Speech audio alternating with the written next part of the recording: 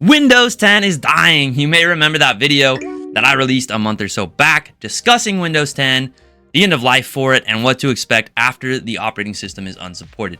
Now, if you took anything away from that video and then my response video that I followed up with, can I upgrade my computer to Windows 11? I hope that it was 100% that I'm not saying that Windows 10 will not be usable on the end of life date in October 2025. Like, you're not just gonna wake up on that day and then your computer's not gonna work, okay?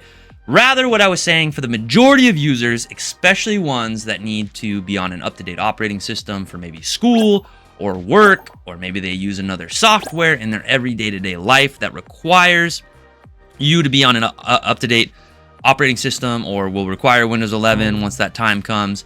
Those are the people that are going to be forced into moving to Windows 11. And even the average user should move to Windows 11 when that time comes. And I will explain to you why. Now, we've already gone into the performance degradation a little bit, right? So in my other videos, I talked about how you could start to experience things like instability in your system. You might notice crashing. You might notice that your software is having issues and giving you a lot of trouble, right? So that alone right there is a big problem. But I want to talk about an even bigger one today. In fact, these are kind of like two back-to-back. Big problems, okay? So the first problem is, if you work from home, you may be required to follow certain compliance standards as far as your technology, okay? This means sometimes staying on an up-to-date version of the operating system that you're running on your computers that you do work from home on, right?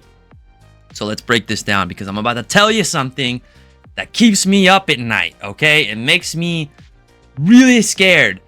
During the time of the Windows 7, Windows 8 end of lives, a lot of people I know who ran businesses from home didn't want to move off those operating systems. They didn't want to get new computers. They stayed on them all long after the operating system was unsupported. That is terrifying. That keeps me up at night. I've worked with private home businesses before.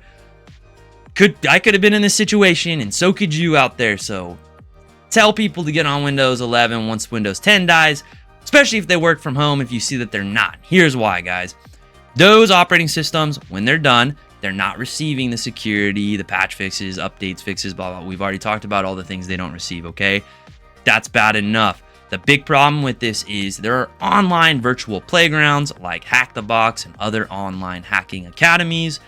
I've been on them. They're legal. They're completely legal to go onto. They're for system penetration testers and, honestly, young budding hackers who are trying to learn. It draws in good fish, bad fish, all the fish, okay?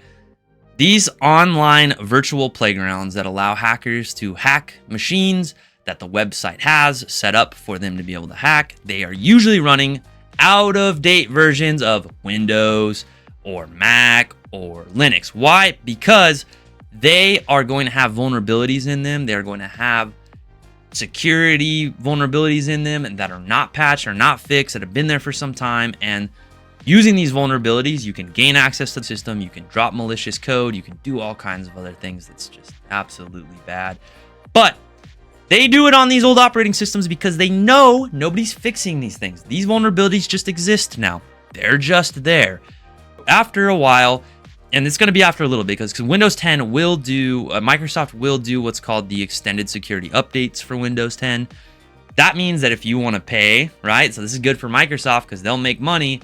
You can pay them for extended security updates so you can stay on Windows 10 and continue to be online on that computer or system, whatever you're using. The reality with Windows 11 is most of the changes are in the UI, the user interface. In the background, things work mostly the same. You are going to experience, however, some compatibility issues with older software and older hardware. It is being worked on constantly. That's why you see so many updates with Windows 11.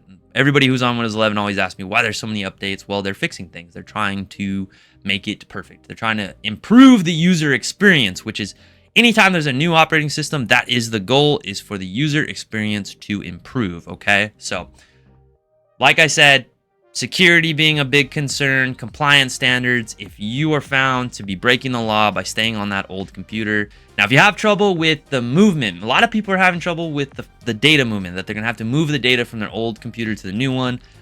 They don't know how to set up their new Windows 11 computer. That is what we are here for. We do that all day long. So please call the number at the beginning, the end, and down in the description.